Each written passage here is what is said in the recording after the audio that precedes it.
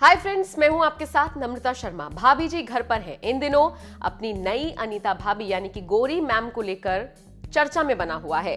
Gauri ma'am का किरदार यूं तो सौम्या टंडन निभा रही थी, मतलब कि जिन्हें हम अनीता भाभी भी कहते हैं, और भरभूति जी उन्हें अनु कहते हैं। तो आप समझ गए होंगे मैं किसकी बात कर रही हूं। सौम्या टंडन निभा रही थी, पिछले 5 साल से वो इस किरदार को निभा रही थी, लेकिन अब हाल ही में शो में एंट्री हुई है नेहा पेंडसे की। नेहा पेंडसे वही है जो मे आई कम इन मैडम में नजर आती थी, और खूबसूरत तो है ही, उसके अलावा उनका जो एक्टिंग स्किल्स है वो ऑडियंस को काफी ज्यादा पसंद आता है। और फिर जब सौम्या टंडन ने इस शो से ब्रेक लेने की सोची तो मेकर्स को लगा कि नेहा पेंडसे से अच्छी चॉइस भाभी जी के लिए और कौन हो सकती है। यही वजह है कि नेहा पेंडसे को इस शो में लिया गया है। और वैसे भी जब कोई एक आइकॉनिक किरदार हटता है तो उस किरदार का रिप्लेसमेंट करने के लिए कोई ऐसा एक्टर बुलाया जाता है जो उसकी कमी पूरी कर सके। आपको याद होगा जब शिल्पा शिंदे ने अंगूरी भाभी का किरदार छोड़ा था, उसके बाद शुभांगी अत्रे आई थी और शुभांगी अत्रे ने बहुत अच्छे तरीके से, बहुत कायदे से उस किरदार को निभाया।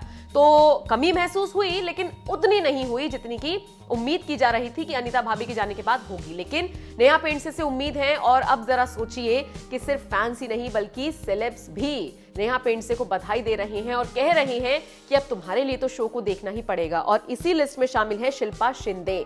शिल्पा शिंदे ने एक पोस्ट साझा किया और उसमें लिखा है, भरभूति जी और सक्सेना जी के लिए मैं भाभी जी घर पर है कभी कभी देखती थी, अब मैं नेहा तुम्हारे लिए शो बिल्कुल देखूंगी, मुझे देखना पड़ेगा।